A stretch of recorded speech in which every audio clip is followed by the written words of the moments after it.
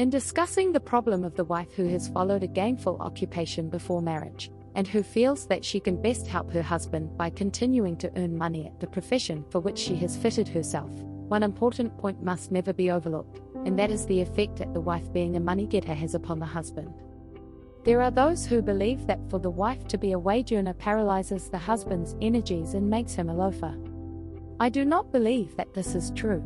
I believe that the man who will remain supinely by and let his wife support him is by nature so trifling and worthless that he would never, under any circumstances, have worked. He is the sort of a man who lives on his poor old parents as long as they are above ground, and then sponges on his sisters and brothers and relatives and friends until he is kicked out from door after door, until at last he becomes one of the bums who infest the park benches and the municipal lodging houses and hang about saloon doors. When such a man marries, as he only too often does, if his wife is also weak and wishy-washy and has neither the intelligence nor the strength to make a living, they and their children become the paupers and public charges of the community in which they live. If, on the other hand, this good-for-nothing man marries a woman who has grit and backbone and pride, when she sees that he will not work, she rolls up her sleeves and takes the support of the family on her shoulders, and over the wash-tub or the sewing machine or behind the counter or in the boarding house, or in what other way that chance or circumstances dictate, she earns the money that keeps a roof above her idle husband's head and food in his mouth, and that assures self-respect and independence to her children, instead of their being objects of charity.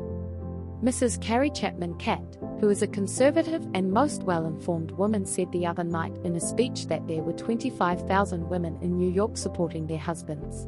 You may rest assured, however, that there are not 25,000 proud-spirited, industrious men who have had their ambitions quenched by marrying women who were capable of earning money.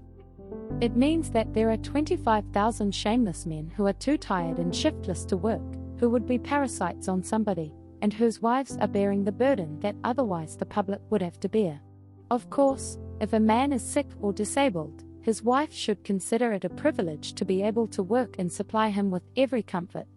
If he is an able-bodied man and simply lays down on his job, she should turn him out of doors.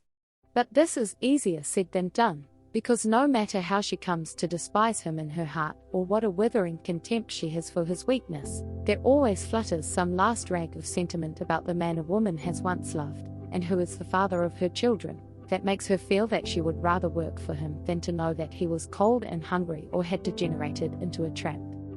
But it is not of these misnamed creatures in the shape of men that I am speaking when I talk of a woman helping her husband, but of real men, and I do not believe that a real man would be any more hurt in his manhood by his wife earning money and bringing it into the family purse than he would be by her doing the cooking and saving the price of a servant.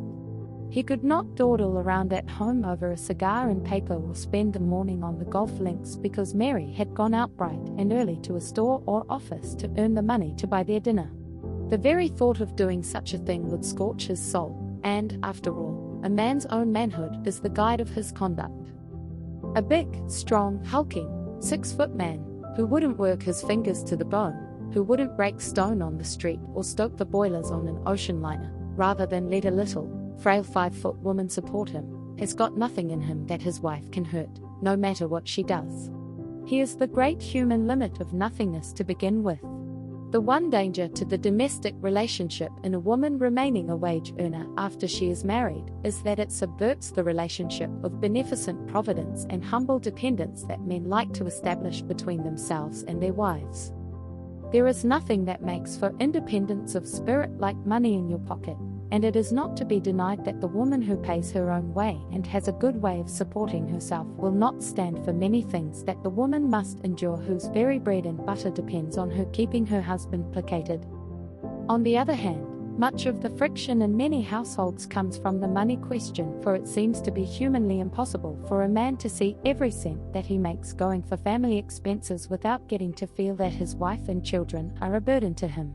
Nor is there anything that makes so much for discontent among women as to feel, in doing their domestic work, that they are merely laboring for their board and clothes without any other pay.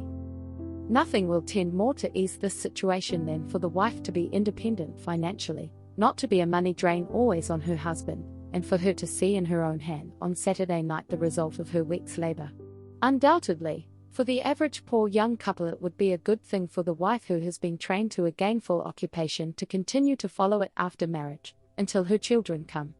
Then she should stop, because the expectant mother should give all the vitality she possesses to her offspring instead of dissipating it on some occupation to which she must give strength and concentration in order to succeed. But perhaps, even then, a woman's congenial labors, outside of the home, would not be as wearing on her as distasteful drudgery in it.